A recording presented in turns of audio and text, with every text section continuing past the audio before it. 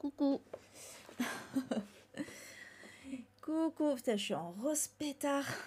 Ouais, c'est bien années 80. C'était fait exprès. Allez, c'est parti. On se met là. Tac. Donc, voilà. Bon, vous voyez, au niveau des genres, c'est très éclectique. Il y a un peu tout. Par contre, au niveau des pays, bon... 1982, c'était très américain. Hein. Et il n'y a pas un seul livre français. Alors bon, évidemment, je précise quand même, on n'est évidemment pas sur une ligne exhaustive, il n'y a pas que 23 livres qui sont sortis en 1982, hein, on est bien d'accord. Non, non, c'est vraiment, j'ai mis... en fait, j'ai mis les plus connus et ceux qui me faisaient un peu envie aussi. Voilà, j'ai pour un peu rajouter, pour, histoire de faire découvrir aussi des livres. Donc voilà, j'ai fait une sélection de 23. Je voulais rajouter un truc. Qu'est-ce que je voulais rajouter? Je sais plus. Ah si, que 1982, c'est l'année de sortie initiale, ce n'est pas l'année de sortie française, je précise. Voilà, pour des raisons de praticité, hein, en vrai, parce que c'était trop compliqué de chercher les sorties françaises, alors que sur Wikipédia, il y a toutes les sorties initiales, en fait, c'est vachement plus simple pour faire des recherches. Donc ce sont uniquement les sorties dans leur pays original, voilà, dans leur pays d'origine, je veux dire. Ouais, ouais, là c'est USA à mort, c'est clair. Et oui, Laurence, ah c'est clair que Laurence, tu es unique et tu es extrêmement attachante, ça c'est sûr. Ça c'est clair, Laurence. Tu es très susceptible aussi, mais je peux le comprendre, parce que moi aussi je suis très susceptible. Donc, donc je comprends. Mais il faut pas croire que tout le monde se moque de toi à chaque fois. Voilà. On rigole, mais comme voilà, moi je rigole de ma connerie aussi, hein, tu sais, voilà. Faut pas. On rigole entre nous parce que finalement, comme je disais, voilà, on est toutes un peu pareil, un peu maladroite, un peu, voilà, pas forcément au fait de tout. Donc c'est normal, c'est pas grave. Voilà. Tu t'as acheté une petite poêle trop belle car il y a des cœurs. Oh, c'est trop mignon. C'est trop mignon. Allez, j'attaque. J'attaque. Donc, c'est par ordre alphabétique, hein, de titre. Voilà. Donc, le bon gros géant de Roald Dahl. On commence avec un petit jeunesse. Donc, je pense que vous avez dû en entendre parler, notamment par rapport à l'adaptation qu'il y a eu il n'y a pas si longtemps, hein, en 2016. Voilà. Sachez qu'auparavant, il y avait eu quand même un petit... C'était un téléfilm d'animation, très précisément, en 1989. Mais bon, ça avait été un peu confidentiel, on va dire, un peu anonyme. Mais voilà, je pense que le film a un peu révélé au grand public cette œuvre de Roald Dahl. Alors que Roald Dahl, il est très très connu, hein, comme auteur, mais voilà, c'est pas son plus connu, le bon gros géant.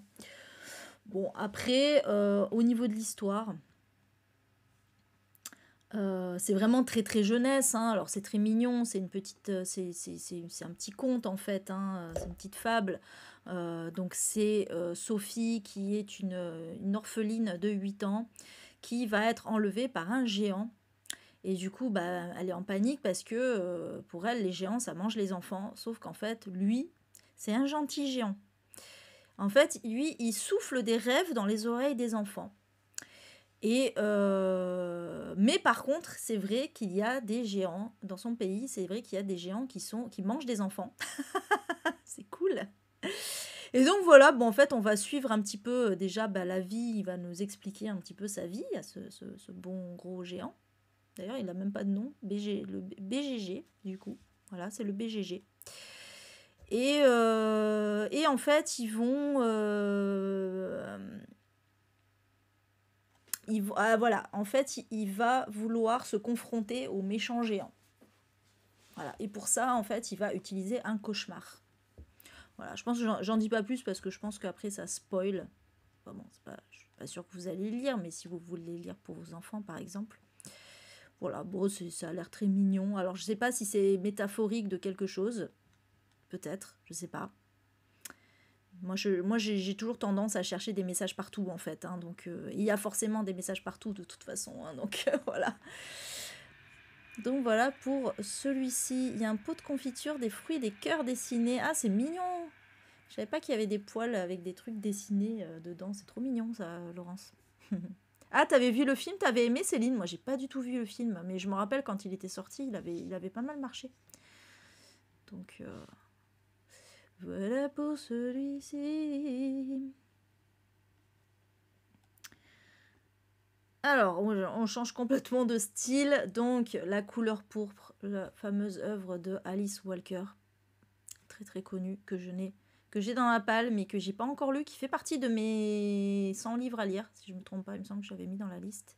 C'était rigolo, d'accord. Ouais, j'imagine que ça devait être bien drôle. Le bon gros géant.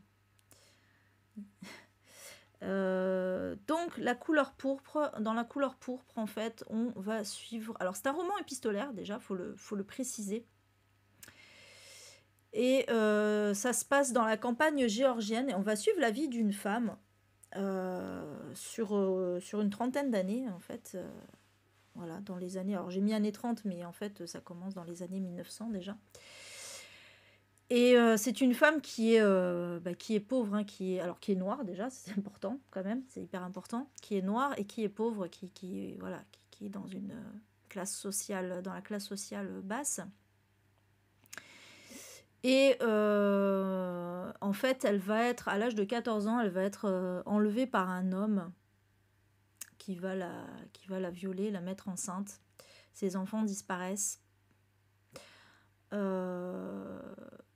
Et après, elle va être... Alors, je sais pas si j'ai peur que ça spoil tout ça, en fait. J'ai peur que ça spoil. Bon, on va s'arrêter là. Voilà, en gros, c'est la vie d'une femme noire et pauvre aux États-Unis qui va être abusée par des hommes. Il n'y en a pas qu'un seul, malheureusement, de ce que j'ai pu lire. Et c'est un roman qui a... Ah, je sais pas. Il y a eu un film en 1900... Attends, je vais te dire ça de suite. Mais je ne l'ai pas vu, donc... je vais te dire ça. Oui, c'est ça, Whoopi Goldberg, tout à fait. Oui, elle tient le rôle principal. Film de Steven Spielberg, en plus. Putain, mais putain, je suis trop nulle. Je ne l'ai pas vu du tout, ce film. Ah, Kim, il a dû le voir, forcément. Forcément. Donc sachez que le roman, il a obtenu le prix Pulitzer de la fiction et le National Book Award. Donc c'est quand même pas rien, c'est un livre hautement primé. Et il a aussi subi de la censure. Alors quand je fais littérétro, je raconte aussi les anecdotes autour des livres, parce que c'est pas seulement l'histoire, c'est aussi savoir comment... Les anecdotes autour de la sortie des livres, c'est extrêmement intéressant. La dernière fois, en 1969, il y avait beaucoup d'anecdotes autour des livres qui étaient très intéressantes. Donc là, voilà, il a subi la censure. Ouais, si, il a subi la censure. Il figure même dans la liste des 100 livres entre 1990 et 1999 les plus fréquemment censurés de l'American Library Association. Il est à la 17e place. Voilà. À cause de la violence qui est exprimée par un langage peu châtié et un contenu sexuellement explicite. Au métavis que c'est aussi à cause que c'était une femme noire en héroïne, hein, on va pas se mentir, mais bon. Voilà. Donc c'est raconté sous forme de journal intime et de lettres. Pour la petite précision aussi. Mais ouais, celui-là, c'est con, j'aurais pu le mettre dans ma palle là pour février. Bon, j'ai tellement de choses, mais c'est clair que celui-là, il faudra que je le lise bientôt. J'ai très très envie de le lire. Mais ouais, j'imagine bien que... Mais du coup, avant de voir le film, je voudrais lire le livre. Voilà. 2 adaptations? Pourquoi 2? Ah oui, parce que la précédente, oui. Mais en plus, ça sera... Attends. C'est marrant que tu dises ça, oui. Ça aussi, c'était Steven Spielberg. C'est marrant que tu dis ça, parce qu'il y en a d'autres encore. Je crois que 1982, c'est l'année des livres qui ont été adaptés par Steven Spielberg. Hein. Je le dis comme ça. C'est la classe. C'est la classe. D'ailleurs, c'est l'année de sortie de E.T. aussi, de Steven Spielberg. Voilà. Comme ça, au moins. C'était l'année Steven Spielberg. Ouais, c'est marrant. Ok, d'accord. Bah voilà, donc ça fait 2 livres, 2 adaptations de Spielberg. Mais ouais, moi j'ai très très hâte de le lire, celui-ci. Coucou Adeline! Team 82 en force. Ensuite... Alors... Celui-là, c'est pas une adaptation de Spielberg, pour cause, il n'y en a pas eu. La course aux moutons sauvages de Haruki Murakami, qui a été, alors qui n'est pas son premier livre, mais qui a été son premier livre à succès, en fait. Voilà. Ouais, c'est clair, très bon cru, hein, 82. Toi-même, tu sais. Ah, c'est cool, Chantal, tu me diras, du coup. Donc... La course aux moutons sauvages, donc c'est le 3e roman, très précisément, de Haruki Murakami. Et c'est donc celui qui l'a vraiment fait connaître. Hein. C'est le premier ouvrage à avoir remporté un succès public au Japon et à l'étranger. Et c'est le premier qui a été traduit dans son œuvre. Hein, c'est le premier qui a été traduit en une dizaine de langues, précisément. Puis au début, hein, et puis après, au total, il a été traduit en 31 langues, précisément, voilà. Et il a reçu le prix Noma des nouveaux auteurs en 1982. Alors, donc, alors, celui-là, en plus, je devais le lire, La course aux moutons sauvages, parce que je l'ai en audio, et je voulais le lire pour Lisons l'Asie. Bah, du coup, ça sera sans doute pour l'année prochaine, c'est pas grave, enfin, pour cette année, du coup. Donc, dans cette histoire... Alors... C'est là, d'ailleurs, j'ai découvert le genre picaresque. Je l'ai marqué là, picaresque. Sachez que le genre, donc c'est un roman picaresque, ça existe. Donc le roman picaresque, en fait, c'est un genre littéraire qui vient d'Espagne. Et en fait, c'est un récit en mode autobiographique, même si c'est pas vraiment autobiographique en fait, mais c'est comme si le narrateur donc était l'auteur presque, voilà. On s'est raconté à la première personne, il raconte sa vie, etc. Mais attention, c'est un truc de niche, hein, c'est un truc de fou, donc en mode autobiographique. Et le héros doit être miséreux et vivant en marge de la société et aux dépens de la société. Donc et en plus, il doit vivre des aventures extravagantes, pittoresques. On est d'accord que c'est un genre littéraire très précis. C'est extrêmement précis. Mais le fait est que La course aux moutons sauvages, c'est un roman picaresque. Voilà. Vous aurez appris un truc. Alors peut-être que vous le saviez déjà, hein, mais en tout cas, moi, j'ai appris un truc en l'occurrence. Non, mais c'est marrant quand même. Voilà, donc... roman picaresque, oui, non. Pas du tout. Par contre, je peux... Attends, j'ai pas vu l'étymologie. Attends, c'est où? Mince, du coup, faut que je rouvre le truc, voilà. Attends, ça vient de quoi? C'est intéressant de le savoir aussi. Est-ce qu'ils le mettent? Ils mettent pas d'où ça vient, le terme? Alors, ah oui, ok, si, je suis con, c'était au tout début. Ça vient de l'espagnol pícaro, qui veut dire misérable futé. Les deux à la fois. Voilà.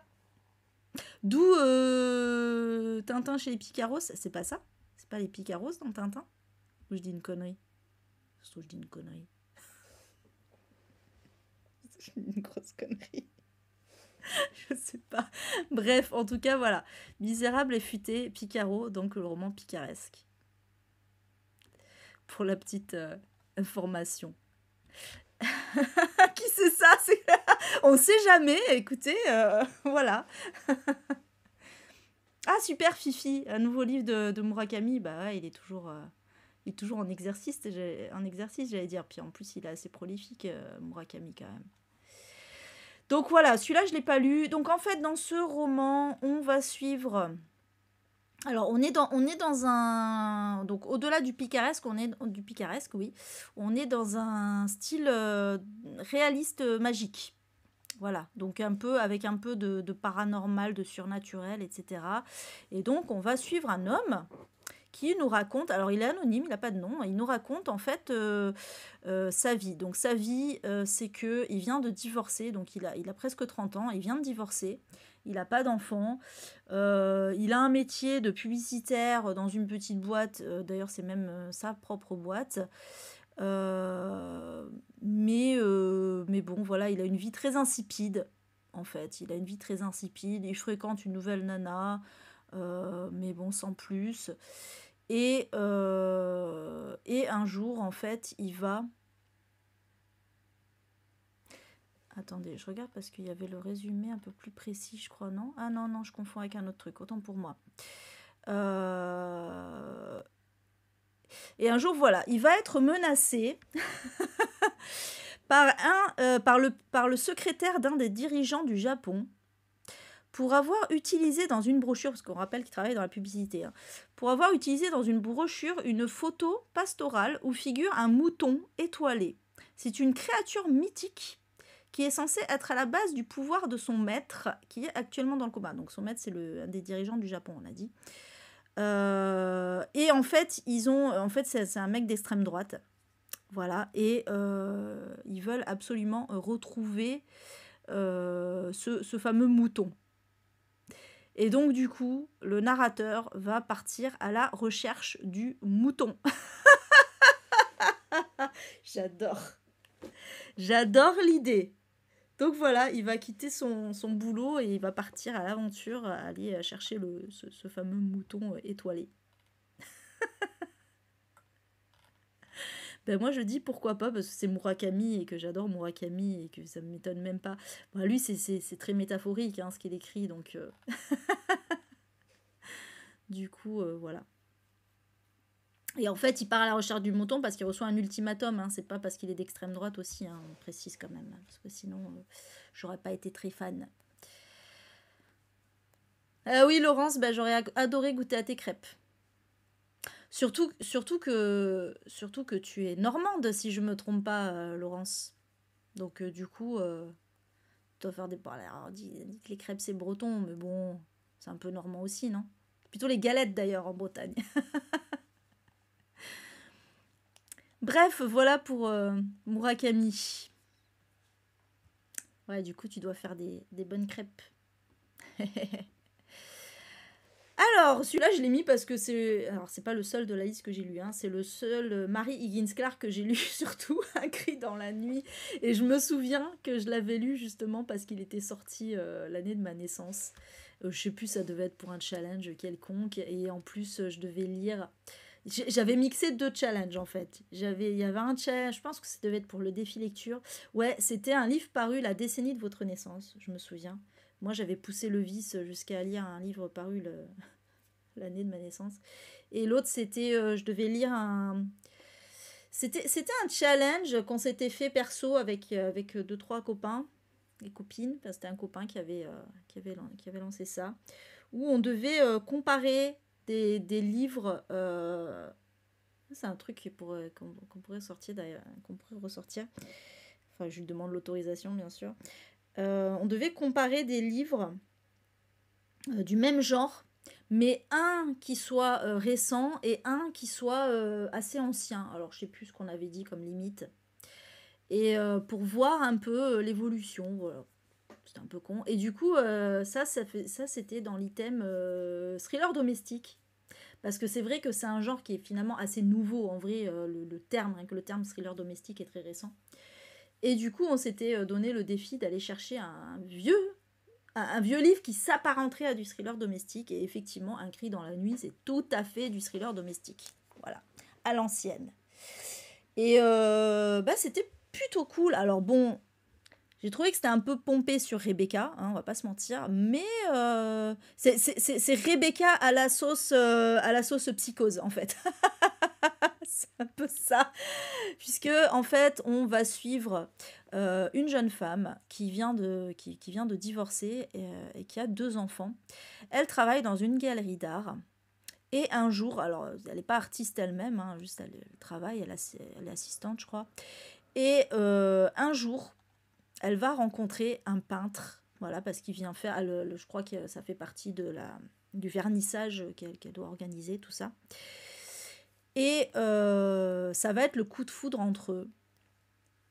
Et elle va laisser tomber son boulot pour le suivre. Donc il s'appelle Eric. Elle va tout laisser tomber pour le suivre. En fait, il habite, parce qu'il habite loin de chez elle. Hein, il est venu juste pour montrer ses œuvres. Il habite loin, il habite dans le Minnesota. Elle, je sais pas dans où elle habite. Peu importe. Et lui, il est très riche en plus. Donc du coup, il va l'emmener chez elle, chez lui, pardon, à la campagne.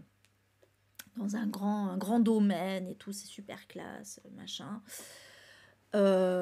Sauf qu'en fait, quand elle va arriver là-bas, elle va trouver que, il va y avoir de plus en plus de choses bizarres. Elle va trouver que le comportement de son mari, parce qu'en plus je crois qu'ils vont se marier rapidement, elle va trouver que le comportement de son mari est vraiment bizarre et surtout le lieu est hanté par le fantôme. Enfin, c'est métaphoriquement parlant, mais, enfin, je veux dire, pas vraiment, hein, c'est pas un truc fantastique.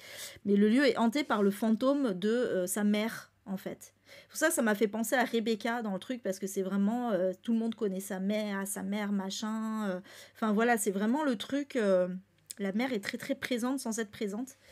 Et du coup, bah, c'est pour ça j'ai dit, c'est un mix entre Rebecca et Psychose. Voilà. Et du coup, ouais, c'était vraiment pas mal. C'était vraiment pas mal, ce que je me dis. Maintenant, franchement, maintenant, je verrais une histoire comme ça, je dirais, oui, bon, c'est assez classique. Mais pour l'époque, je pense que c'était pas quelque chose qui se faisait assez couramment. Et du coup, ouais, finalement, elle a été un peu précurseur dans ce genre du thriller domestique. C'était bien cool. Voilà. Coucou Yamina. Ouais, ça va, on a commencé tard, on a papoté pendant une demi-heure, donc on en est encore, on doit être au 4e ou au 5e là, donc ça va. T'as pas trop loupé. Voilà. Ah ouais, t'es normande, d'origine alsacienne et belge, Laurence, bah dis donc, ça fait du mélange. T'as une arrière-grand-mère pure belge et une autre pure alsacienne. Bon, moi ce que je vois, les points communs entre Normandie, Alsace et Belgique, c'est qu'il y a de la bonne bouffe. C'est vraiment à ça que je pense en premier, la bouffe. Je suis pas taureau pour rien. Hein. Coucou Sophie. Donc voilà pour celui-ci, mon seul mari Higgins Clark. Mais un jour je lirai La Nuit du Renard, parce que je crois qu'ils sont plus connus. Et voilà, j'ai envie quand même, pour ma culture personnelle, de savoir. Ensuite, alors je préviens que Stephen King est à l'honneur, hein, vraiment, pour cette année 1982. Et d'ailleurs je suis dégoûtée parce que j'avais encore eu un challenge où il fallait lire un truc de son année de naissance. Et là, c'était vraiment son année de naissance. Et moi, je pensais avoir tout lu dans ma palle de mon année de naissance. Alors déjà, je ne savais pas pour la couleur pourpre, c'est bien. Maintenant, c'est trop tard. Et surtout, je ne savais pas pour différentes saisons. Alors que j'avais vu d'autres de Stephen King que j'avais déjà lus. Et différentes saisons, j'ai vu les films, mais j'ai pas lu le livre, en fait. Voilà. C'est un peu ballot. Existe-t-il... Alors, certes, non. Mais là, en l'occurrence, c'est pas moins de 3 livres de Stephen King, là, cette année. En général, il y en a 1, voire 2. Mais là, il y en a 3 qui sont sortis en 82. C'est un truc de ouf. Voilà, ben... année sous le signe de Stephen King, bien évidemment. Ah, t'avais adoré Un cri dans la nuit, Sophie. Ouais, moi, j'avais bien aimé. J'avais beaucoup aimé, ouais. Bah, Bubu, du coup, je pense que ça... Marie Higgins Clark, je pense que ça fait partie des auteurs et des autrices qu'il faut découvrir, hein. Laurence, oui. Alors, alsacien, je suis pas sûre que vous soyez connus comme des gens gentils. Hein. En tout cas, Alors après, bien sûr, c'est des stéréotypes. Hein.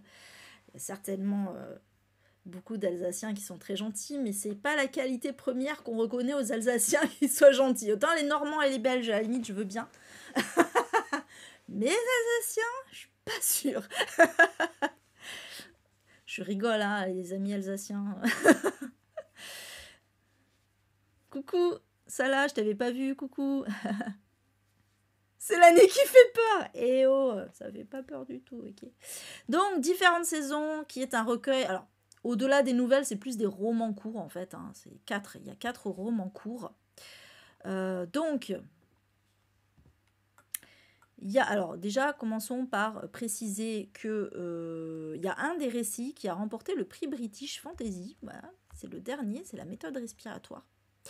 Donc le premier, c'est Rita Hayworth et la rédemption de Shawshank, que vous devez connaître sous le titre Les Évadés, par rapport au film, hein, forcément, si vous ne connaissiez pas la nouvelle à l'origine. Voilà.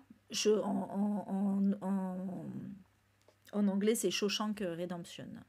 Donc, on est bien la rédemption de Shawshank. Alors, Les Évadés ne sont pas foulés en français. Hein. Voilà, qui donc raconte l'histoire d'un banquier qui est emprisonné au pénitencier de Shawshank pour le meurtre de sa femme et de son amant, enfin de l'amant de sa femme, alors que lui crie à son innocence. Voilà, bon, je ne vais pas raconter toute l'histoire. Hein. Ensuite, il y a le deuxième, c'est Un élève doué, qui est le seul film que j'ai pas vu d'ailleurs. Donc, où on suit un gamin de 13 ans qui va reconnaître, en la personne d'un vieil homme qui a l'air inoffensif, il va reconnaître un ancien criminel de guerre nazi. Et il va le faire chanter. Voilà. En lui demandant de lui raconter ses expériences en tant que responsable d'un camp de concentration. Et il va y avoir une relation qui va se nouer entre eux. Faut vraiment que je le lise parce que du coup, voilà, moi je connais que 2 récits sur 4 en vrai. J'ai honte. Donc Le Corps, donc, qui a été adapté sous le nom de Stand By Me. Voilà. Que vous devez connaître également. Excellent film, évidemment. Donc, où on va suivre en fait 4 gamins qui vont découvrir un cadavre. Voilà. D'ailleurs, c'est même pas... Ouais, ils le découvrent, mais d'abord, en fait, ils vont le chercher parce que c'est un gamin disparu et ils vont finir par trouver son cadavre. Voilà, j'en dis pas plus. Et enfin, La méthode respiratoire, qui est le seul n'ayant pas été adapté en film, mais qui a reçu un prix. Donc, on va suivre un médecin qui fait partie d'un club new-yorkais où les membres aiment bien se raconter des histoires macabres. Et le médecin va raconter en fait, il va raconter le suivi de la grossesse d'une patiente qu'il a eue quand il était encore jeune médecin dans les années 30. Et il s'était attaché à la jeune femme. Bon, voilà, je ne vais pas en dire plus. Et voilà. Voilà. Donc, 3 adaptations en film. Donc, Stand By Me en 86. D'abord, ça a été le premier par Rob Reiner. Les Évadés par Frank Darabont en 94. Et enfin, Un élève doué par Bryan Singer en 1998. Voilà. Pour une petite information pour celui-ci. Et oui, Les Évadés, c'est de Stephen King, ouais. C'est à la base, c'est un roman court de Stephen King dans le recueil, donc Différentes saisons. Et oui, il est fort. Hein. Il est fort, ce King. Ah oui, tu avais lu Le Corps en anglais, c'est cool ça. Mais ouais, moi, faut que je le lise, ce recueil quand même. Du coup, moi, j'ai vu Les Évadés et Stand By Me. 2 excellents films. Je pense qu'ils font vraiment partie des meilleures adaptations de Stephen King, hein, c'est sûr. Ah oui, c'est vrai qu'il est sorti Le Corps en jeunesse, là, enfin en version young adulte, ouais, je sais pas. Mais ouais, voir que ça va bien hein, pour du young adulte en fait, quand on y pense. Ensuite, alors celui-là je l'ai mis parce que je trouvais intéressant étant donné qu'il est totalement à l'origine du Da Vinci Code. Oui, Dan Brown n'a absolument rien inventé. Désolé. Il a tout pompé sur l'énigme sacrée donc de Michael Bygent, je sais pas comment ça se prononce, Richard Lee et Henry Lincoln. Puisque en fait, donc l'énigme sacrée, c'est un essai très controversé puisque en fait ça se présente comme un truc véridique, alors que bon, finalement ça a été débunké plein de fois, hein. Mais en gros, voilà, qui présente la fameuse thèse qui a été reprise donc dans le de Da Vinci Code sur, alors je ne vais pas raconter hein, les trucs, mais sur les Templiers, sur le prieuré de Sion, l'histoire des Templiers, le rapport entre Jésus et Marie-Madeleine. Je ne vais pas vous spoiler, hein, je dis juste ça parce que je pense que c'est quand même intéressant après, voilà. L'histoire du Saint Graal, etc. Voilà, donc toutes ces thèses autour du christianisme que Dan Brown raconte dans le Da Vinci Code, ça vient de là. Désolée de casser, de casser un mythe. Bon, après voilà, tout ça, ça a été débunké, évidemment que... Après, évidemment que c'est pas vrai, c'est un peu des trucs, théorie du complot, les francs-maçons, tout ça, bon voilà.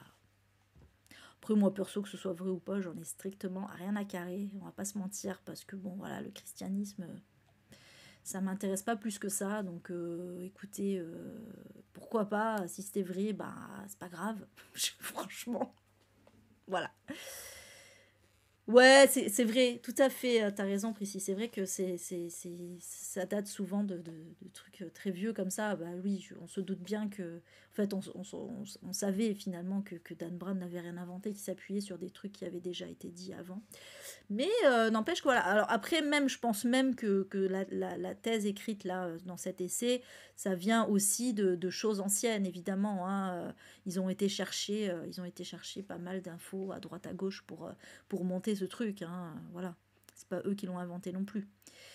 Mais voilà. Donc oui, voilà, beaucoup donc ils me disent la controverse. Alors, controverse, tiens, on va lire un peu le passage controverse parce que c'est intéressant.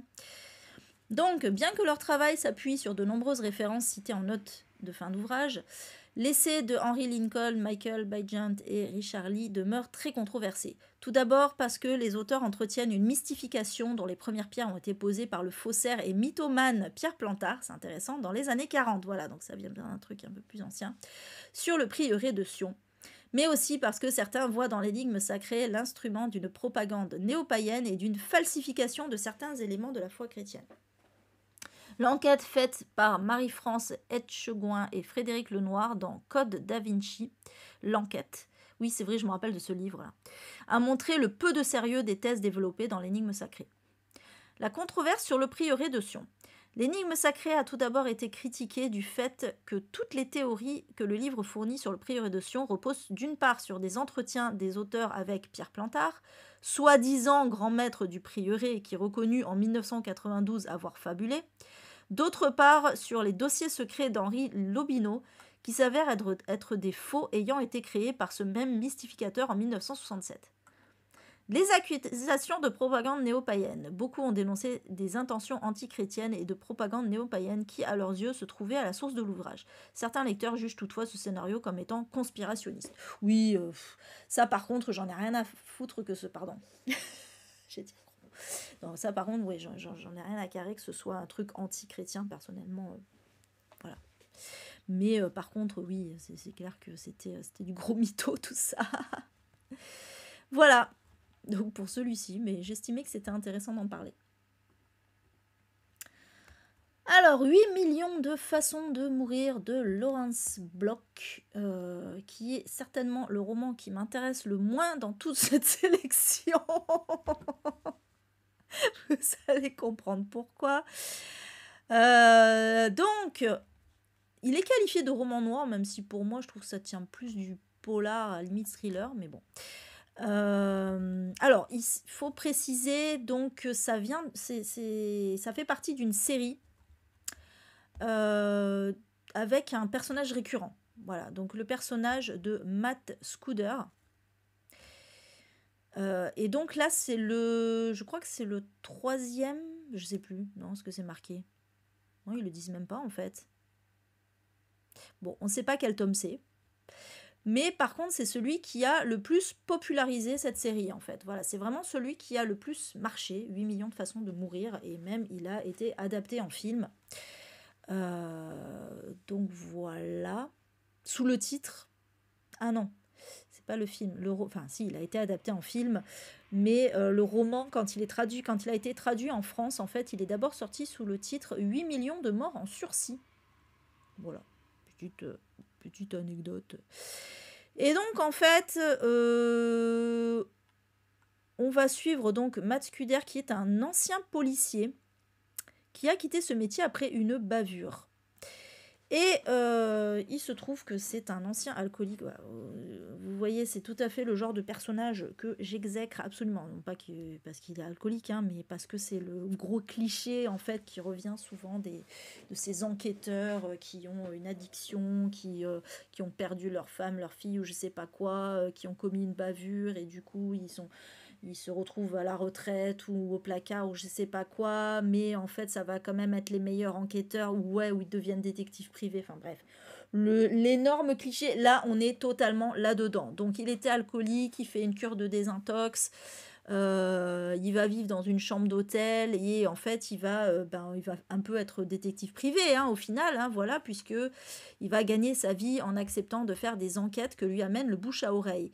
Et là, l'enquête en question, c'est que il va être sollicité par une prostituée, qui s'appelle Kim d'ailleurs, qui veut quitter son souteneur. Mais en fait, elle a peur qu'il se venge, en fait, si elle le quitte. Et donc, elle va demander de l'aide à Scudder. Et Scudder va accepter. Il va accepter de l'aider et il va réussir à négocier avec donc le souteneur de laisser sa liberté à Kim. Mais le problème, c'est que quelques jours plus tard, Kim va être horriblement massacrée. Et donc c'est le souteneur qui va être évidemment soupçonné, mais il a un alibi hyper solide. Et il va même demander, c'est le souteneur même qui va demander à Scudder d'enquêter pour lui. Voilà. Pour l'histoire. Honnêtement, l'enquête aurait pu m'intéresser, mais alors le personnage, no fucking way.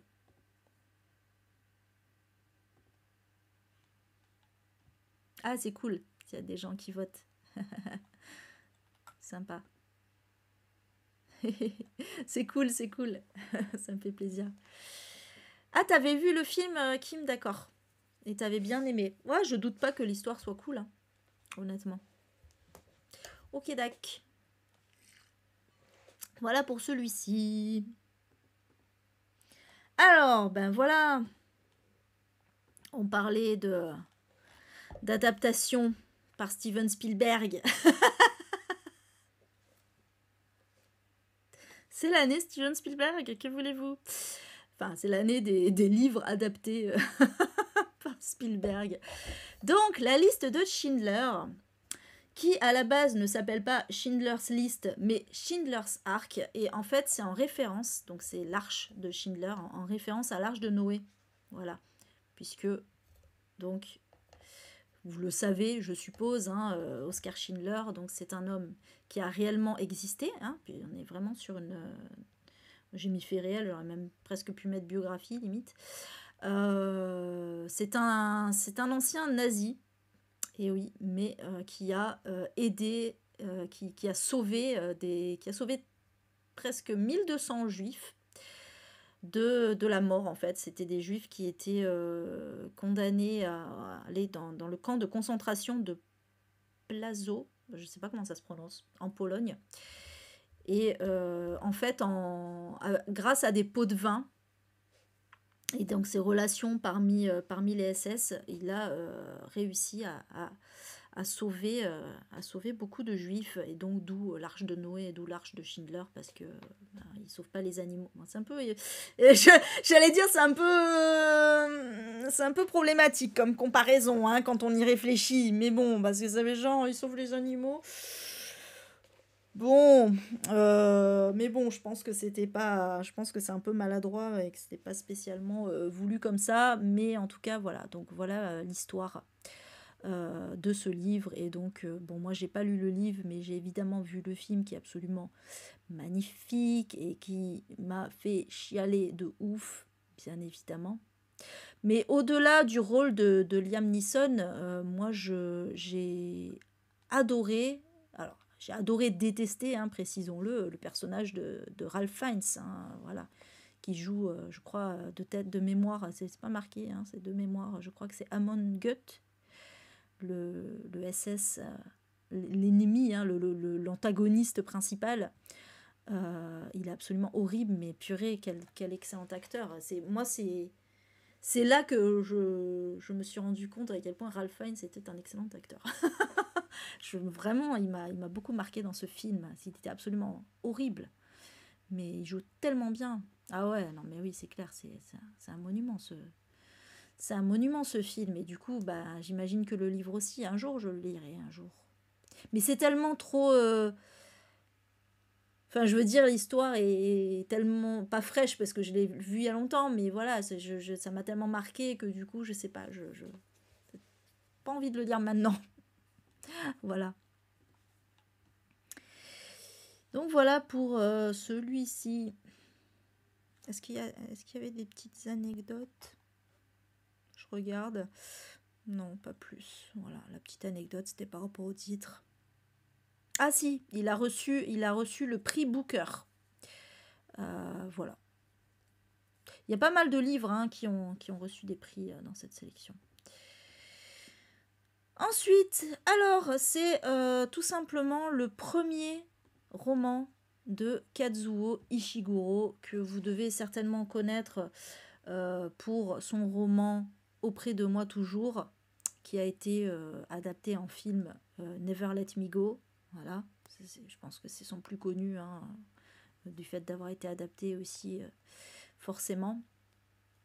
Mais là, c'est son premier, voilà, donc qui est sorti en 1982. Alors, Kazuo Ishiguro est d'origine japonaise, mais il est anglais, hein, il est de nationalité anglaise. Hop, je regarde. Ouais, c'est sur Bubu, oui, c'est clair, le film, la liste de Schindler, extrêmement triste. Et donc ce livre a eu, voilà, dès sa sortie, il a été récompensé par le Winifred Oldby Prize de la Royal Society of Literature. J'ai jamais réussi à prononcer littérature en anglais, c'est horrible. Et il a été finaliste du prix Booker. Ah, c'est marrant parce que voilà, donc on connaît le lauréat du prix Booker, hein, il est là, et donc finaliste, voilà, c'était les deux. C'est marrant, ils sont tous les deux d'affilée, mais voilà, pour information. Et Kazuo Ishiguro a lui-même d'ailleurs eu le prix Nobel de littérature, mais bon, c'était longtemps après, hein, puisque c'était en 2017, mais sachez-le. Et donc, dans ce livre qui, du coup, m'a pas mal donné envie, en vrai, ça m'a fait penser à Aki Shimazaki. On va suivre Etsuko, qui est une jeune femme d'origine japonaise, hein, enfin japonaise tout court d'ailleurs, elle est japonaise, mais elle vit, ça se passe en Angleterre, hein, ça se passe dans la campagne anglaise. Etsuko, ça fait 2 fois qu'elle perd son mari, enfin c'est un peu bizarre dit comme ça fait 2 fois qu'elle est veuve en fait, voilà, elle a eu 2 maris, alors on ne sait pas comment, hein. Mais voilà, on suit Etsuko qui reçoit chez elle sa fille cadette. Donc en fait, elle s'est mariée avec un Anglais, Etsuko, et donc elle a eu une fille qui s'appelle Nikki. Et il se trouve qu'elle avait eu une autre fille avec son précédent mari, son premier mari, qui lui était japonais. Sa fille s'appelait Keiko et malheureusement, elle s'est suicidée. Parce que en fait, elle n'a pas pu s'adapter à l'exil, parce qu'en fait voilà, ils sont donc Etsuko, à ce que je comprends, Etsuko a épousé donc son mari au Japon et ils sont venus vivre en Angleterre et leur fille a jamais pu s'adapter à son nouveau pays et donc elle a fini par se suicider. Et Etsuko nous raconte ça, mais nous raconte aussi sa jeunesse à Nagasaki, puisque en fait elle a vécu quelques années après le bombardement atomique, hein, de Nagasaki. Et donc dans un pays évidemment traumatisé par ces bombes. Voilà. Ben, ça a l'air vachement bien. Ça a l'air vachement bien, c'est tout à fait le genre de truc que j'aime moi. Donc si je réussis à le trouver, celui-ci d'occasion, ouais, je me le ferai pour Lison Lazy par exemple. Elle a retrouvé, ouais c'est clair, c'est vrai, ça fait 2 fois qu'elle perd son mari. Putain, mais il est où? Dit comme ça. Ah, t'avais bien aimé toi Mathilde? Ah, c'est cool. Ouais, franchement, il me donne bien envie celui-ci. Donc voilà. Je rajoute à ma liste de Kazuo Ishiguro, j'aimerais bien lire Clara et le soleil aussi. C'était son dernier. Voilà, voilà. Ensuite, alors celui-là est très connu, La maison aux esprits d'Isabelle Allende, que je n'ai jamais lu.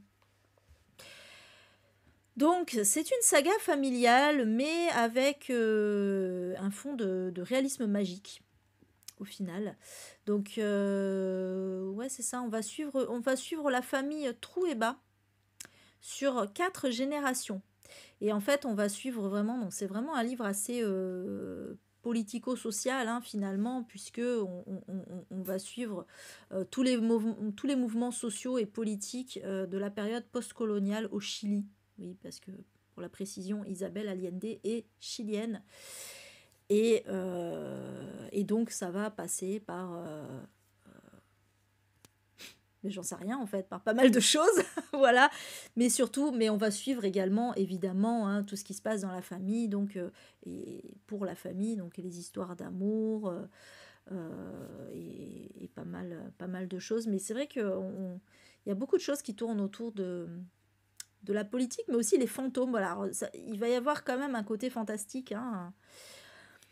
Alors, sachez que ce roman a lui aussi connu la censure sous le gouvernement Pinochet, évidemment.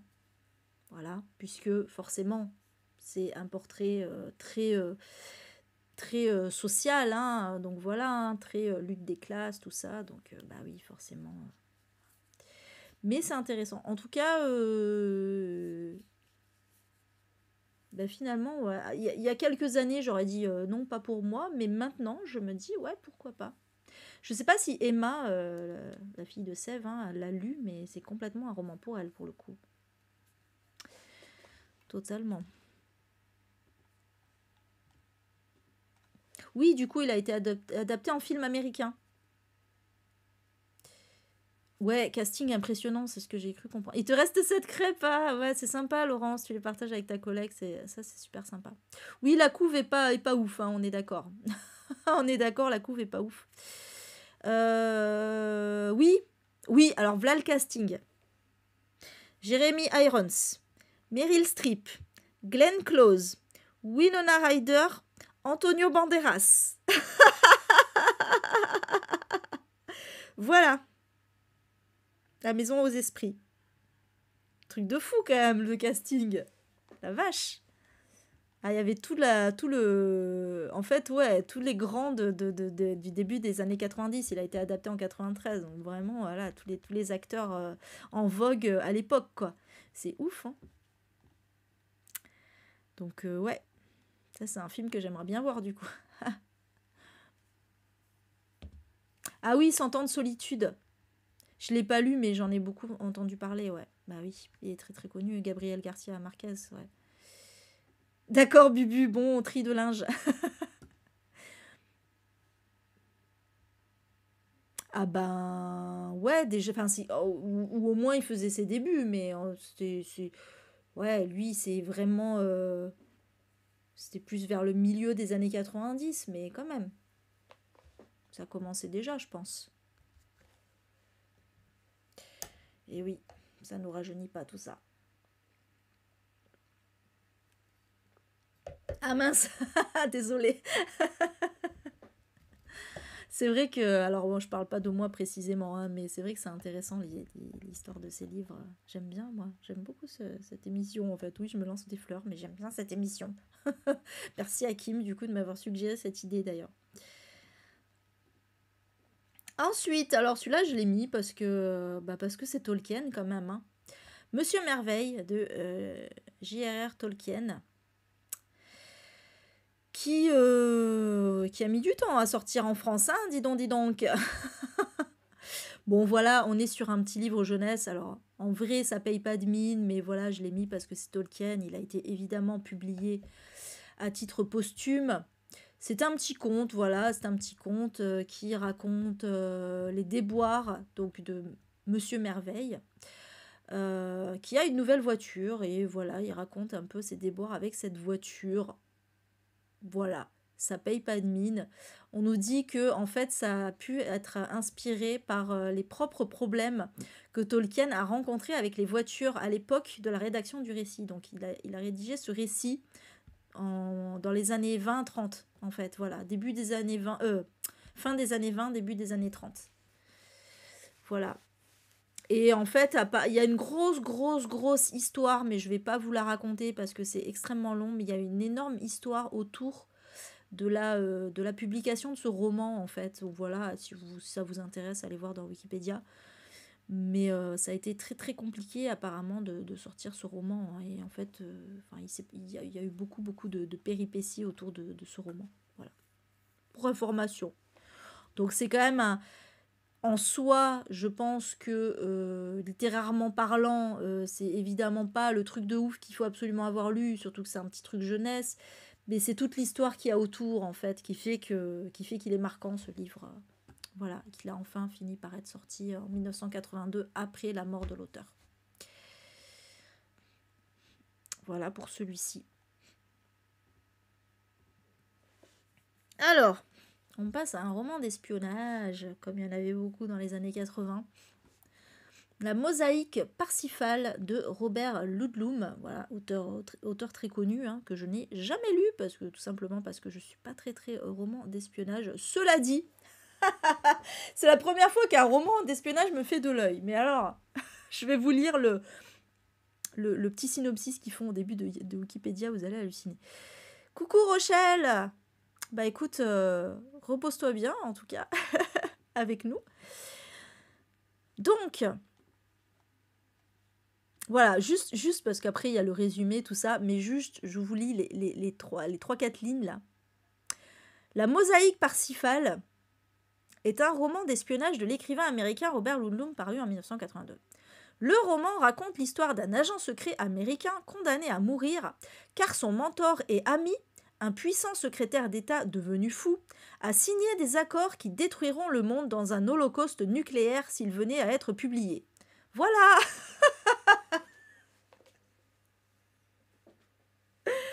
Bon après voilà, j'ai lu un petit peu le résumé, enfin le début, hein, je voulais pas trop être spoilé, mais en gros on est vraiment dans le truc d'espionnage typique avec les trucs du KGB, les trahisons, les machins comme ça là, enfin bon ça a l'air hyper, ça a l'air, j'allais dire hyper chiant pour moi, hein, parce que j'aime pas du tout ce genre de truc, mais voilà, voilà, ça m'avait bien hypé là, le truc de l'holocauste nucléaire, mais après quand j'ai lu un peu le résumé là, très géopolitique et tout, j'ai fait ouf. J'aime la politique, mais j'ai plus de mal avec la géopolitique. Voilà, c'est pas un truc que je kiffe, honnêtement. D'ailleurs, je suis en train de lire là. C'est con parce que c'est un cadeau de mon chéri, parce qu'il était dans ma wishlist en plus, hein, mais le manga de Junji Ito, là, enfin c'est Junji Ito qui fait les dessins, c'est pas de lui à la base, mais Rasputin le Patriote. Voilà, je suis en train de lire le premier tome, j'ai quasiment fini. Oh, putain, il y a plein de trucs que je comprends pas. Parce que je pense que en fait, ils ont été cons là, les traducteurs français, enfin l'édition, je sais plus quelle édition c'est d'ailleurs. Mais ils auraient dû expliquer le contexte géopolitique des rapports entre la Russie et le Japon. Parce que je pense que si on ne connaît pas les rapports entre la Russie et le Japon, on a du mal à tout percuter en fait dans l'histoire. Donc, mais pour le coup, c'est dommage parce que c'est intéressant, parce que c'est un diplomate qui est arrêté en fait pour haute trahison. Enfin, je ne sais plus exactement. Bref, et donc, on lui explique toutes les charges qu'il a et tout ce qu'il a fait, etc. Et bon, lui, évidemment, il clame son innocence. Mais du coup, c'est extrêmement intéressant. Mais le problème, c'est qu'il y a plein de trucs que je comprends pas. J'ai pas les rêves, quoi. Donc, voilà. Tout ça pour dire que ouais, la géopolitique, c'est quand même un peu complexe. Ah ouais, c'est vrai, t'adorais Ludlum. Ok. Ah ça c'est possible que ça ait mal vieilli par contre. Ouais, c'est aussi pour ça que j'ai du mal avec les vieux romans d'espionnage comme ça, parce que voilà, ça vieillit très mal, c'est souvent très sexiste aussi, hein, on va pas se mentir. Du coup, ouais, pas trop pour moi. Ensuite, Est-ce qu'il y a eu... Non, il y a pas, j'ai pas d'autres non, pas d'autres précisions là-dessus. Alors, nous les robots d'Asimov, bon, je l'ai mis parce que c'était Asimov et parce que c'est un recueil de nouvelles qui est quand même assez connu, même si c'est évidemment pas son œuvre la plus connue. Voilà, donc on n'est pas dans la saga, c'est un truc à part en fait de la saga les robots, hein. On est vraiment dans un truc un peu, ouais, un peu à part. Voilà. Donc c'est un recueil de nouvelles, 33 nouvelles, rien que ça. Donc elles doivent être assez courtes quand même. Divisées en 7 parties. Et en fait, à chaque fois, dans chaque partie, il y a un genre spécifique. Ça traite d'un genre spécifique de robots. Donc, il y a les robots non humains, les robots immobiles, les robots métalliques, les robots humanoïdes. Powell et Donovan. Ne me demandez pas pourquoi. Suzanne Kelvin, en fait, ouais, voilà. Et c'est les titres des parties, en fait. Et l'après Suzanne, voilà. Donc en fait, je crois qu'il a commencé, si je me trompe pas, il a commencé par ce recueil de nouvelles avant d'écrire, parce que ça date, hein, tout ça. Attendez, je dis une bêtise. Non, c'est l'inverse en fait.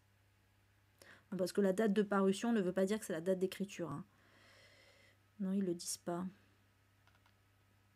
Ils le disent pas. Mais bon, voilà, et donc c'est là où on va retrouver aussi les fameuses lois de la robotique. Voilà. Rien de plus là-dessus, mais bon. Ben moi, j'en avais lu un, Asimov, qui m'a pas laissé un souvenir impérissable, mais qui avait pas été une mauvaise lecture, qui avait été une lecture sympa, sans plus. C'était quoi? À la fin de l'éternité. Mais sans plus. Mais voilà, moi j'aimerais bien lire son cycle des robots et son cycle de fondation, évidemment.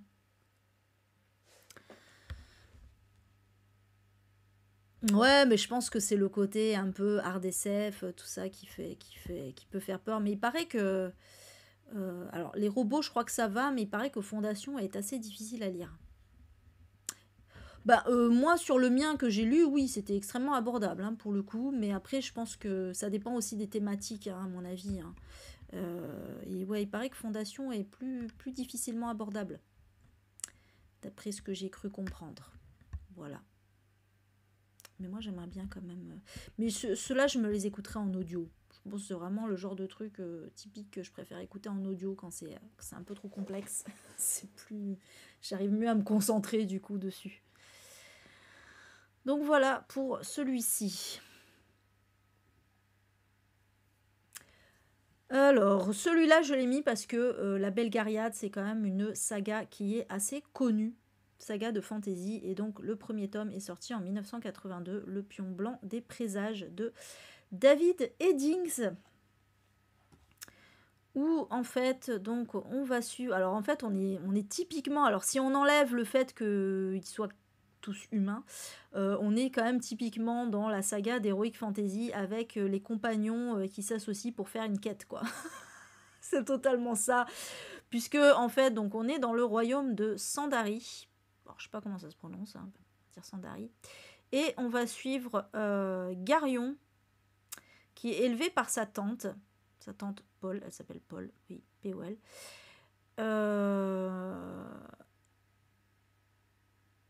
Et en fait, on va suivre un petit peu, donc on va suivre un petit peu son enfance, etc. Il va même tomber amoureux d'une fille, bon bref. Mais surtout, au moment où il fête son 15e anniversaire, il va rencontrer un vagabond qui est un conteur que sa tante appelle vieux loup solitaire, pardon. Et qui va lui annoncer qu'un objet d'une importance immense a disparu. Et donc, Garion va... Enfin, c'est Paul d'ailleurs qui va partir à la recherche de l'objet en emmenant Garion. Et en fait, ils vont s'allier à plein d'autres personnes sur la route pour aller chercher cet objet en question. Voilà. Je m'arrête là parce que sinon je pense que c'est spoilant. Donc c'est très classique, hein, comme, comme synopsis. Ouais, c'est vrai que la coupe fait un peu Assassin's Creed, j'avoue. Ben, justement, Prissy, j'allais te demander si tu l'avais lu, toi. Ah, il y a une série. Ah non, tu parlais, Kim, tu parlais de Fondation, peut-être, je pense. Pas de la Belgariade. Mais oui, et je sais, mais je regarderai la série quand j'aurai lu les livres. Voilà, je préfère. Je veux me garder vraiment le suspense du truc, en fait. Donc voilà pour cette petite saga. Je sais même pas combien il y a de tomes. Je vais pas regarder. Ils le mettent pas. Ah si, attendez, la Belgariade. Donc ça c'est la saga. Il y a 5 tomes. Le pion blanc des présages, la reine des sortilèges, le gambit du magicien, la tour des maléfices et la fin de partie de l'enchanteur. Donc en fait c'est autour des échecs, hein, vous l'aurez compris. C'est à chaque fois un titre qui est lié aux échecs. Voilà. Et en fait, Paul, c'est le diminutif de Polgaria. Et donc, Polgara, pardon. Polgara va avoir un... Je trouve que ça spoil, donc je vous dis pas, mais va avoir un rôle important. Hop. Ah ouais, moi, j'ai beaucoup entendu parler de cette saga, la Belgariade. Mais sans savoir de quoi ça parlait ou quoi, mais je sais que voilà, les gros fans de fantasy au moins connaissent cette saga, quoi, à défaut de l'avoir lu. Mais ouais, voilà, voilà. Ensuite, alors une autre saga ultra connue pour le coup, et donc on retourne avec Stephen King, voilà, le Pistolero, le tome 1 de la Tour Sombre. Oui, c'est ça, hein, le nom, la Belgariade, déjà, tu tiltes. J'ai tilté direct quand je l'ai vu. Donc, la Tour Sombre, que j'ai toujours pas continué. J'ai lu 3 tomes et je surkiffais. Et je sais pas pourquoi j'ai pas continué. Il va peut-être falloir que je m'y remette. Totalement inconnu, ouais, c'est clair. C'est clair. Euh, Donc, oh putain, j'ai oublié de, pardon, j'ai pas mis l'adaptation. En fait, et c'est marrant parce que vous voyez, inconsciemment, mon cerveau a zappé l'adaptation. Non, ça n'a jamais existé. Il n'y a pas d'adaptation. Non, non, non. Non, j'ai juste oublié de l'indiquer, c'est tout. Mais du coup, voilà, il y a eu une adaptation en film du Pistolero qui est sorti en quelle année d'ailleurs? Il n'y a pas très longtemps. C'est marqué où? Marqué où? Même, tu vois, vous voyez, même Wikipédia ne veut pas parler de l'adaptation. C'est pas marqué. D'habitude, il y a toujours marqué les adaptations. Non, non, ça n'a jamais existé. Bon, voilà, c'est sorti il y a quelques années. C'est dommage, hein, parce qu'avec Idris Elba dans le rôle principal, et c'était Matthew McConaughey d'ailleurs, non? Je sais plus. Je l'ai pas vu, hein. En fait, je l'ai pas vu parce que voilà, j'ai tellement entendu. Kim l'a vu par contre, mais les critiques étaient tellement mauvaises que non, c'était no way pour moi. Puis en plus, j'avais pas encore lu le livre à ce moment-là, donc je voulais pas me spoiler. Mais voilà. Donc, ça gagne BD. Ouais, oui, en plus, oui, c'est ce que j'allais dire. En plus, il y a une série. Par contre, là, ça va être bien. Ça va être bien, je pense. L'adaptation en série de La Tour Sombre. Ouais. En tout cas, je vous conseille, si vous lisez la... Ouais, voilà, Mike Flanagan, en plus. Voilà. Si vous lisez la série, la saga, aller plus loin que le tome 1. Parce que vraiment, le tome 1, il est tellement à part, il est tellement spécial. Vous allez voir qu'à partir du tome 2, ça devient vraiment, vraiment bien. Mais ce tome 1 est très, très, très bizarre. Donc, il ne faut pas s'arrêter au tome 1. Ça ne dit pas... c'est pas représentatif du reste de la saga, en fait. Donc, dans cette saga, on va suivre Roland, qui est un pistolero, dans un monde un peu... Alors, y a de tout, hein. Franchement, c'est tellement... il a tellement tout mis, Stephen King. On est à la fois donc, dans de la dark fantasy, dans du western, dans du post-apo, et on est dans un genre d'univers parallèle de notre monde. C'est presque un peu uchronique, en fait. On est dans notre monde, mais comme s'il y avait eu, il y avait eu une grande catastrophe. un peu dystopique aussi. Enfin voilà, c'est vraiment, c'est assez particulier.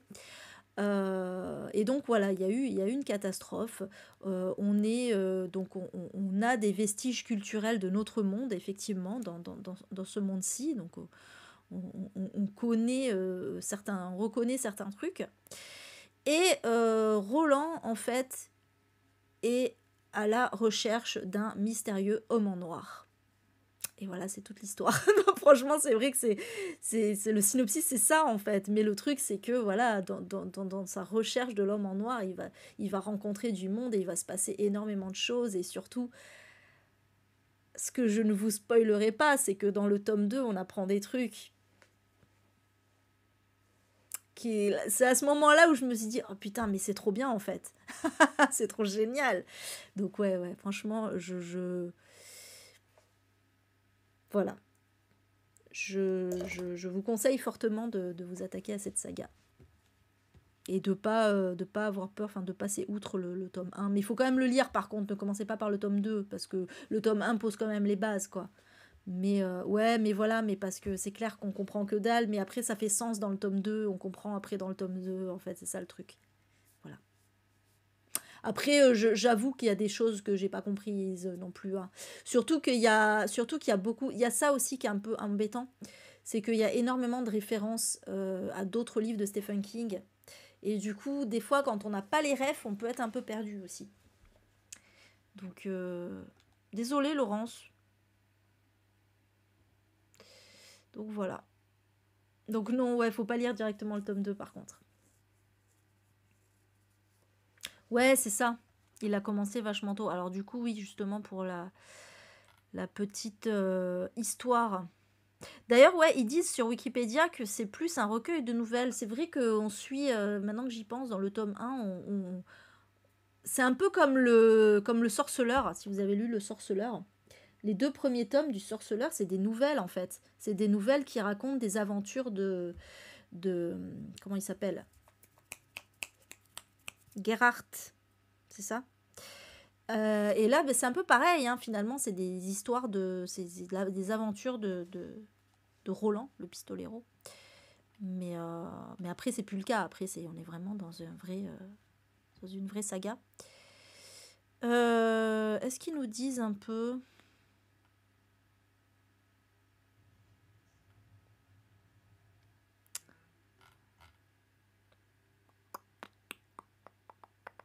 Ils nous disent pas l'histoire en fait derrière l'écriture, c'est dommage.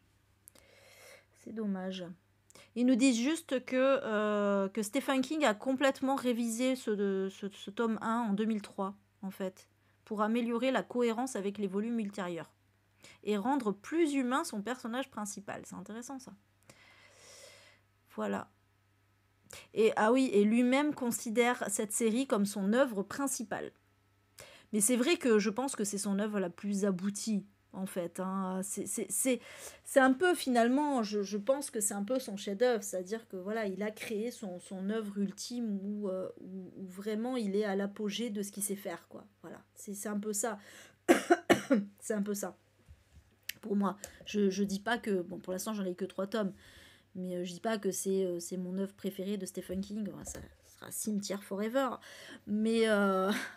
encore que, on sait jamais, j'ai pas tout lu, mais c'est juste que je pense que oui, ça doit être son œuvre la plus aboutie.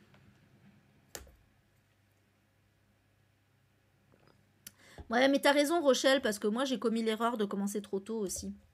Je pense qu'il y a d'autres livres que j'aurais dû lire avant, ou relire, par exemple Le Fléau. J'aurais dû le relire avant de... Voilà, parce que tout n'était pas frais dans ma tête. Oui, il a fini. Il y a même un tome supplémentaire, je crois. Il y a même un tome supplémentaire qu'il a rajouté après coup. Mais oui, c'est fini. Voilà. Donc ça, c'est bien. Donc voilà pour celui-ci. Alors, celui-là, je l'ai mis parce que pour la représentativité. Voilà, parce qu'il n'y a pas de raison. Donc, Le Pleurer Rire de Henri Lopez, qui est sorti. Donc, Henri Lopez est un auteur congolais Et il est sorti aux éditions. D'ailleurs, j'aurais dû mettre, j'ai mis Congo, j'aurais dû mettre République démocratique du Congo, hein, c'est le vrai nom du pays. Qui est sorti donc aux éditions Présence africaine. Oui, c'est vraiment une maison d'édition. Donc, et qui est considéré, voilà, je l'ai mis parce que c'est considéré comme une œuvre classique de la littérature africaine moderne. Voilà, et surtout, c'est un livre qui va dénoncer en fait les dictateurs africains. Voilà. En fait, on va suivre un homme qui s'appelle Tonton Bouakamabé. Non, Tonton Bouakamabé Nassakadé, qui est un ancien combattant et qui a réussi à devenir président de la République grâce à un coup d'État. Et donc, il va exercer un pouvoir illimité. Et on se préoccupe un peu finalement des soucis de République, de droits de l'homme, tout ça, quoi. Voilà. Et donc, à travers l'histoire de cet homme, en fait, Henri Lopez va finalement raconter tous les dessous donc, des régimes politiques dictatoriaux qui sont présents en Afrique. Voilà, mais je trouve ça extrêmement intéressant pour le coup. Donc, ouais. Ben, voilà, système de parti unique, etc. Donc, c'est vraiment une grosse dénonciation de la part de Henri Lopez.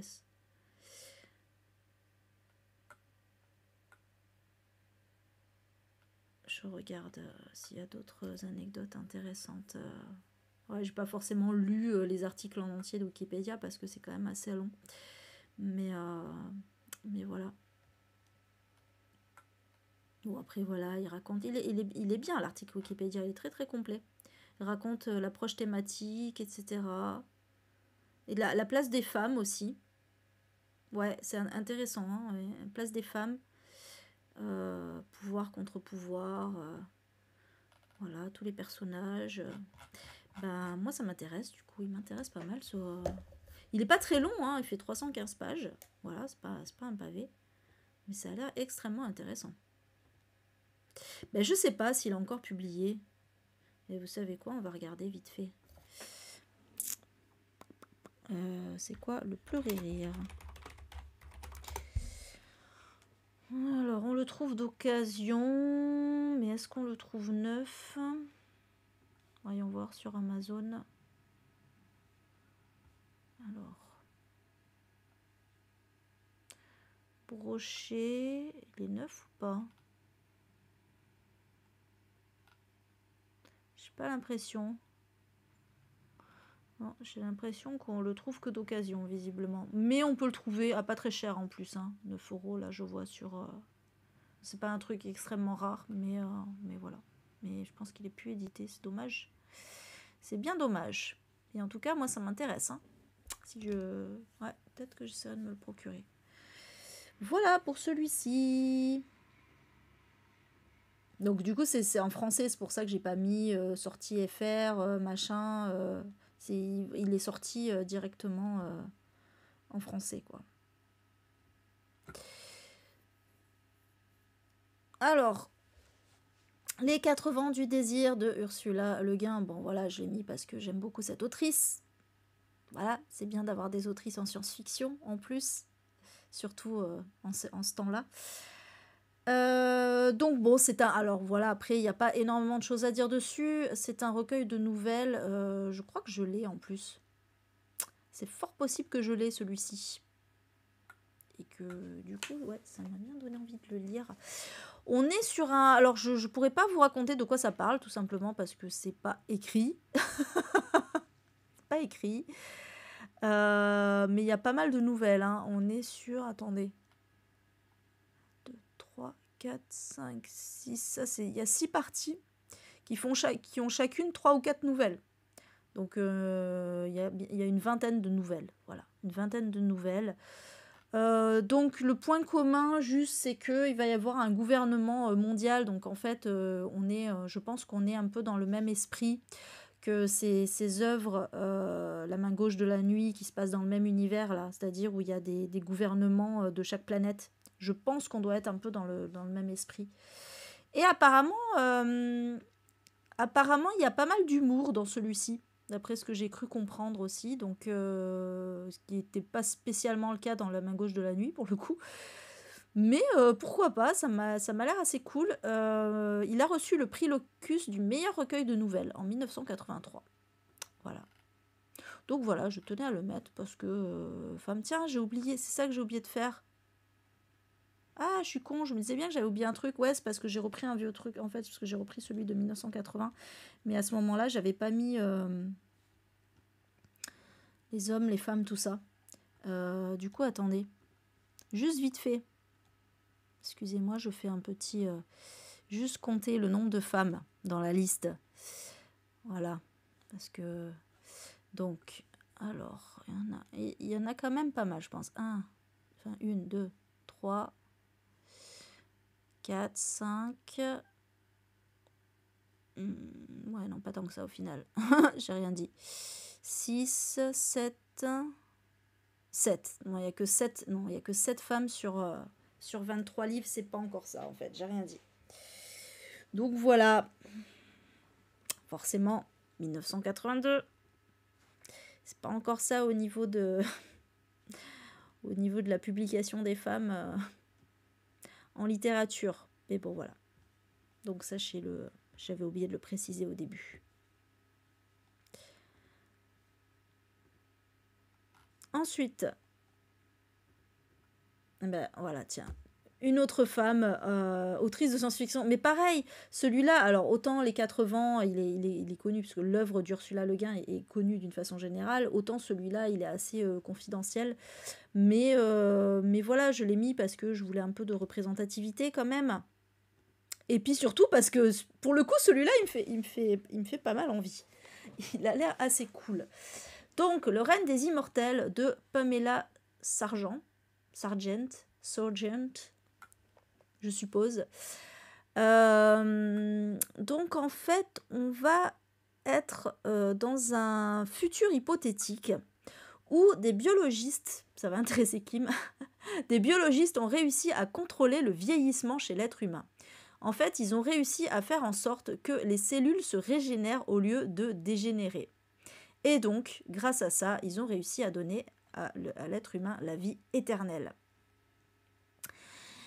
Et l'histoire, en fait, l'histoire prend place 400 ans après donc, cette découverte. Donc ça y est, les gens se sont habitués à leur vie d'immortel. Voilà, l'être humain est immortel, c'est comme ça.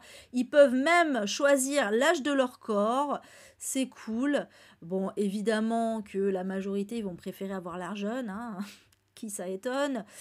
Et en plus, ben, ils ont plein de temps pour eux, bah ouais, parce qu'ils sont immortels, pour méditer, pour apprendre de nouvelles choses. Bon, on voit qu'elle n'a pas pris en compte quand même le souci du travail hein, dans l'histoire, parce qu'il faut quand même vivre. Je sais pas comment ça se passe quand on est immortel. J'imagine qu'on est moins fatigué, de fait, mais... Oui, moi je vois le côté pragmatique des choses, hein. C'est aussi parce que en ce moment, avec la réforme sur la retraite, tout ça, forcément qu'on pense à ça. Mais bon, bref. Donc voilà, en plus, ils ont colonisé, donc les humains ont colonisé d'autres planètes. Donc il y a des gens qui vivent sur d'autres planètes ou même dans l'espace d'ailleurs. Voilà, c'est super. Mais un jour, voilà, donc en fait, le problème, c'est que les gens se disent, bon, on va plus évoluer, en fait, voilà.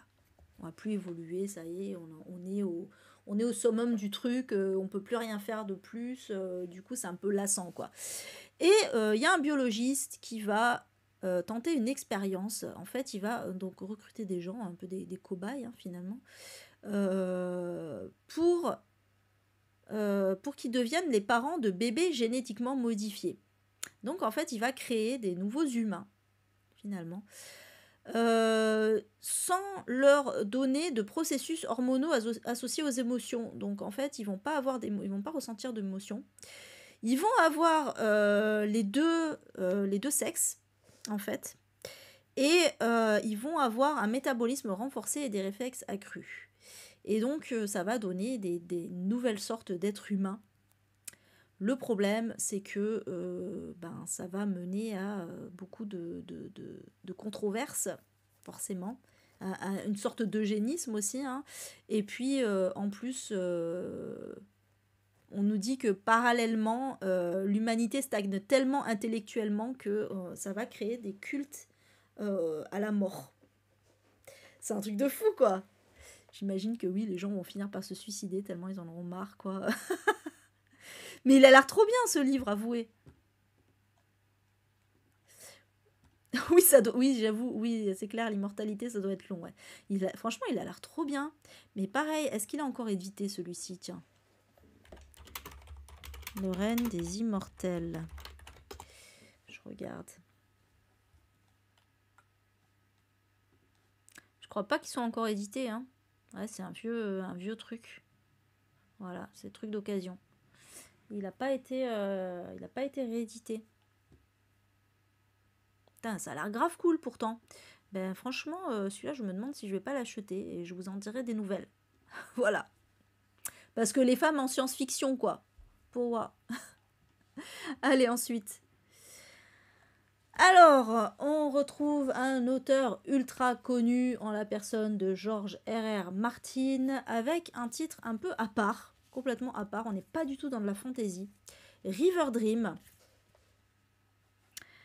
Attendez, il est sorti au départ sous le titre Rêve de Fèvre. Sachez que en fait c'est le nom d'un bateau. Voilà, River Dream, Rêve de Fèvre. Non, d'ailleurs pourquoi River Dream en fait? Non, même pas. Le titre original c'est Fever, Fèvre, hein, mais Fever, je suppose que ça se prononce comme la fièvre. Dream, Fever Dream.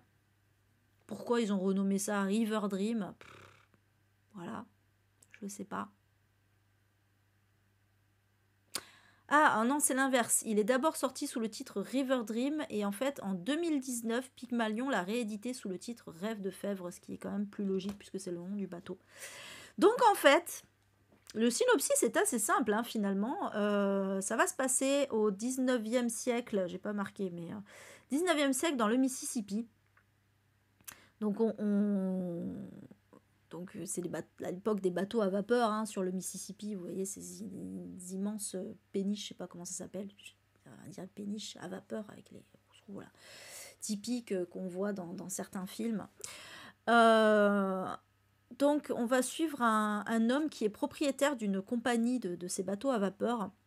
Mais le problème, c'est qu'il n'a plus qu'un seul bateau qui a un minimum de puissance et il n'a plus d'argent, quoi. Voilà.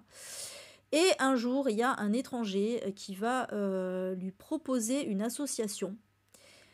Il va lui offrir des fonds à condition que Marsh les utilise pour en faire un bateau puissant. Et donc, et d'en être le capitaine. Voilà. Et donc, Abner, hein, c'est le nom du propriétaire de la compagnie, on va dire, ok, pas de souci, voilà. Donc, il va créer son bateau, donc qui s'appelle le Rêve de Fèvre. Et donc, c'est donc l'étranger, Joshua, il s'appelle Joshua, qui va en prendre le commandement. Et voilà, ils vont partir en direction, de la Nouvelle-Orléans. Sauf que Abner remarque que Joshua, enfin York, on va l'appeler York, est un peu chelou. Il a l'air de vivre la nuit en fait et de dormir le jour, et même ses potes pareil, enfin tous les gens qu'il a embauchés en fait. Et en fait, alors ça spoil lui et non, je savais pas si je devais le dire parce que peut-être c'était spoilant, mais après j'ai vu sur Babelio, dans les critiques Babelio, que les gens le disaient, donc voilà. En fait, York va dire à Marsh que en vérité il est un chasseur de vampires. Et effectivement, peu de temps plus tard, il va y avoir des meurtres sur le bateau. Voilà. Et là, j'en dirai pas plus. Truc de vampire. Voilà. Histoire de vampire sur un bateau. Un peu en huis clos sur un bateau, hein, finalement. Ouais, la couverture est classe. Voilà. Donc, bon, moi, j'aime pas trop les trucs de vampire. Cela dit, là, on est plus sur un truc horrifique. On est vraiment sur un truc horrifique. On n'est pas sur un truc à la Dracula. Voilà. Un peu différent. Voilà, si ça vous intéresse. Il est sorti tard hein, en français, en France, hein, 2005. Alors, The Return of the King, évidemment, voilà, donc je dis pas moins de 3 livres de Stephen King sont sortis cette année en Amérique, hein, évidemment. Donc là, on le retrouve sous son pseudonyme de Richard Bachman, avec Running Man, voilà. Donc qui est aussi connu pour son film avec Schwarzenegger, hein, évidemment. Film que je n'ai pas vu, mais moi j'ai lu le livre pour le coup. Hein. Et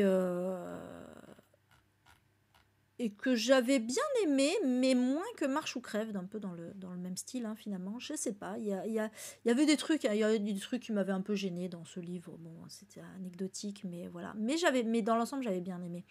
On est dans un roman d'anticipation.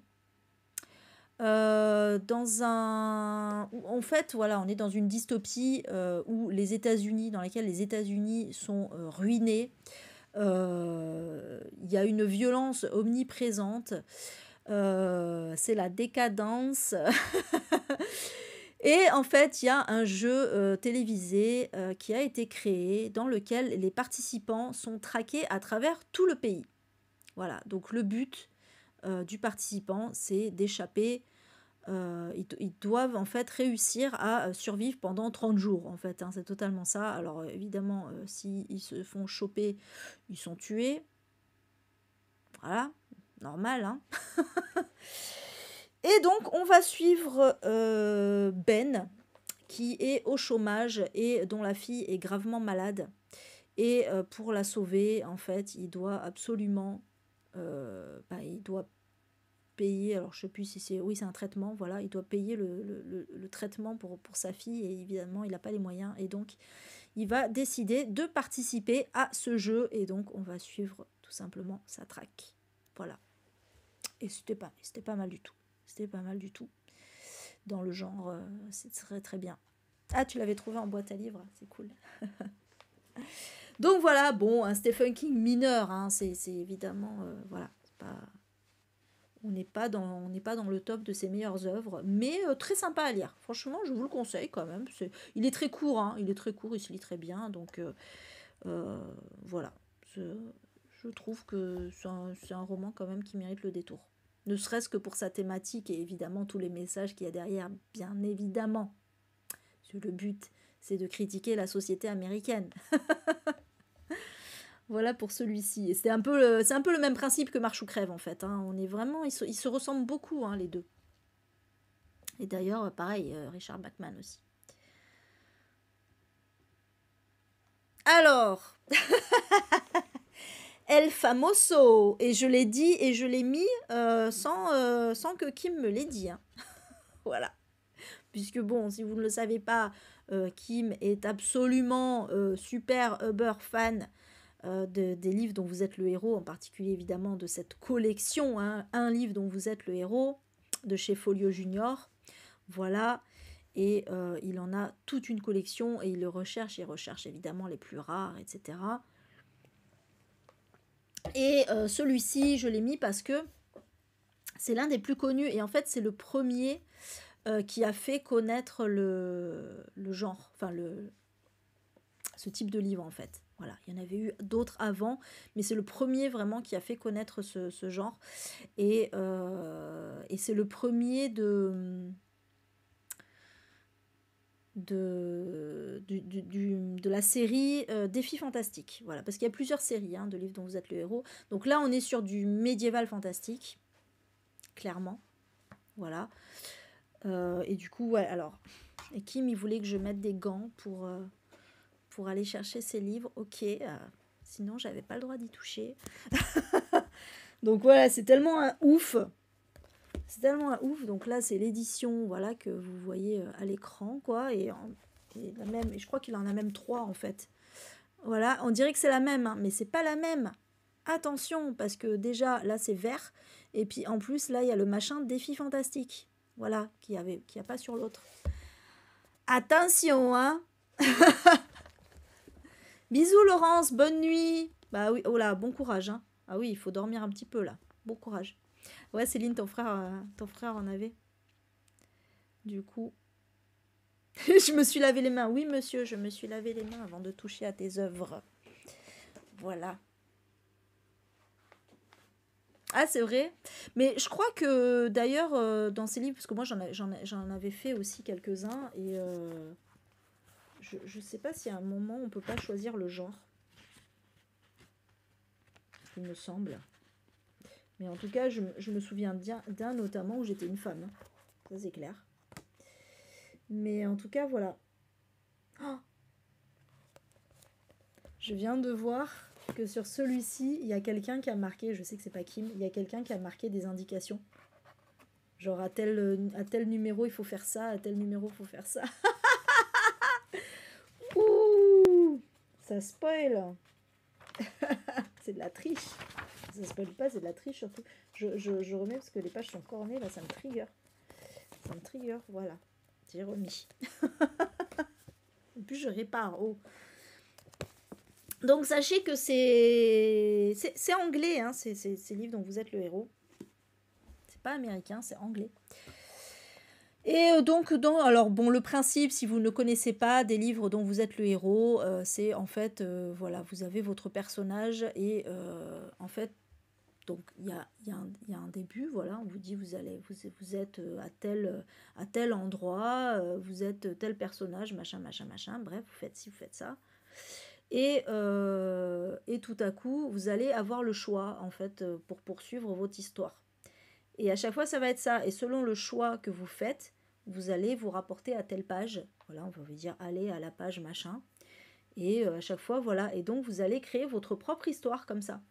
Et il y a beaucoup de possibilités. C'est ça qui est génial. Et donc, il y en a énormément qui sont sortis dans cette collection. Il y en a énormément. Il y en a des dizaines, voire peut-être des centaines d'ailleurs. Ah ouais, c'est vrai, ça serait trop classe d'en écrire un précis. Si un jour t'en fais un, je serai ta première lectrice, hein, je te le dis. Ah ouais, moi j'aime bien aussi ce principe des livres dont vous êtes le héros. Après, ils font des trucs modernes maintenant, même la romance dont vous êtes l'héroïne, le thriller dont vous êtes le héros, tout ça, machin, enfin ce genre de choses, quoi. Et donc bon, sinon, ouais, pour préciser, donc pour le sorcier de la montagne de feu, donc c'est juste, voilà, l'histoire. Alors, les synopsis sont très simples, hein. L'histoire, c'est qu'un héros doit traverser le labyrinthe de grottes de la montagne de feu pour aller y affronter un terrible sorcier Zagor et acquérir son trésor. Voilà. C'est tout simple, mais l'intérêt, c'est évidemment la façon dont c'est fait, quoi. Et la façon dont vous allez évoluer dans l'histoire. Oui, c'est vrai, il y a aussi roman dont vous êtes la victime, ouais. Ah, ça se décline en plein de combinaisons possibles, et c'est vachement cool. Donc voilà, pour celui-ci. On arrive à la fin là, je crois que c'est l'avant-dernier. Alors, La Voix des anges de Anne Rice. C'est un... Celui-là, alors pareil, comme Gérard Martin, là on est sur un... Gérard Martin fait du vampire, et là Anne Rice ne fait pas du vampire. On est sur une œuvre complètement à part dans sa bibliographie. Ah, c'est vrai, tu y réfléchis depuis longtemps. Ah, c'est cool ça. Ah oui, c'est vrai. C'est vrai, le roman participatif. Ah, c'est dommage. Ouais, mais parce que t'avais pas trop de monde qui te suivait. Après, faut retenter un peu plus tard, je pense. Parce que c'est vraiment une super bonne idée. Vraiment. Donc, dans cette histoire d'Anne Rice, on va suivre deux chanteurs. Donc, ça se passe en Italie, au XVIIIe siècle. Voilà. On va suivre deux parcours, en fait, mais deux parcours de deux hommes qui vont finalement se rencontrer et évoluer ensemble. Donc, le premier, c'est Guido, qui est né d'une famille de paysans et qui a été castré à l'âge de 6 ans pour préserver sa voix de soprano. Voilà, c'était quelque chose qui se faisait à l'époque, hein, ce qu'on appelait des castrats, pour garder une voix. Voilà, et le problème, c'est que, comme la plupart des castrats, en fait, au moment de la mue, en fait, au moment de la mue dans l'adolescence, ils vont perdre leur voix de soprano. Et là, donc, c'est le cas de Guido, et Guido va tenter de se suicider à cause de ça. Mais il va finalement devenir professeur de musique. Je pense que je vais m'arrêter là parce que, pas trop spoiler. Et puis le deuxième, c'est Tonio, qui lui est le fils d'une famille noble de la République de Venise. Et son père est membre du Conseil des Trois de la Sérénissime. Et lui, donc il est plus jeune que Guido, et lui, il a naturellement une voix de soprano et il adore chanter. Et il apprend que sa famille cache un grand secret, et j'en dis pas plus parce que je pense que j'ai été spoilée, donc voilà. Et donc les deux vont être amenés à se rencontrer. Voilà, on est vraiment dans un truc qui change totalement de ce qu'elle fait d'habitude. Mais voilà, écoutez, ça a l'air quand même très intéressant. Ah, tu l'as lu? D'accord, ok, t'avais aimé, Rochelle. Bah, c'est cool. Ah ouais, mais tu sais, moi j'ai honte, hein. J'ai vraiment très très honte, je n'ai jamais lu Anne Rice. Mais en fait, je pense que c'est parce que j'étais tellement dégoûtée des histoires de vampires. Et bon, je sais qu'il n'y a pas que ça, mais voilà, je sais pas, j'ai fait un blocage en fait par rapport à ça. Alors j'ai vu et adoré Entretien avec un vampire, mais je n'ai jamais lu Anne Rice et il faudra vraiment que je la lise un jour, oui. Mais le problème, c'est que je ne sais pas par quoi commencer. Il y a ça aussi, c'est qu'elle a une œuvre tellement riche, je ne sais absolument pas par quoi commencer et j'ai pas envie de lire Entretien avec un vampire parce que, bon, voilà, quitte à lire du Anne Rice, je préfère lire une histoire que je connais pas. Mais du coup, voilà. Ah ouais, c'est vrai, Karine, ah, ça me rassure. Et pas que moi alors. Parce que c'est vrai, j'ai un peu honte par rapport à ça, quoi. Parce que c'est quand même. C'est une femme en plus. Enfin, c'est une grande dans le monde du fantastique, quoi. Donc, c'est étonnant de ma part de ne pas l'avoir lu, mais le fait est. Voilà. Mais il faudra que. Bon, alors, il paraît que c'est un roman LGBT. Alors, du coup, j'imagine qu'il va y avoir peut-être une romance entre les deux. Je suis pute. Voilà, et le dernier, le Der des Der, qui n'est pas connu du tout, mais qui m'intéresse pas mal, c'est Zami, une nouvelle façon d'écrire mon nom, de Audrey Lorde. T'as vu sur Instagram, une autrice écrit un chapitre, l'envoie à une autre personne qui écrit également un chapitre, ainsi de suite, jusqu'à ce que le livre me revienne. Ah, c'était pas tout à fait ça, le roman participatif, je crois. Le roman participatif de Solveig, c'était plus un peu effectivement le même principe que le livre dont vous êtes le héros. C'est vous choisissez la suite en fait, en gros. C'était un peu ça. Enfin, vous choisissez, ouais, c'était plus ou moins ça. C'est pas tout à fait la même, mais oui, ça aussi, ça se fait effectivement. Donc là, oui, c'est participatif, mais pas dans le même sens du terme en fait.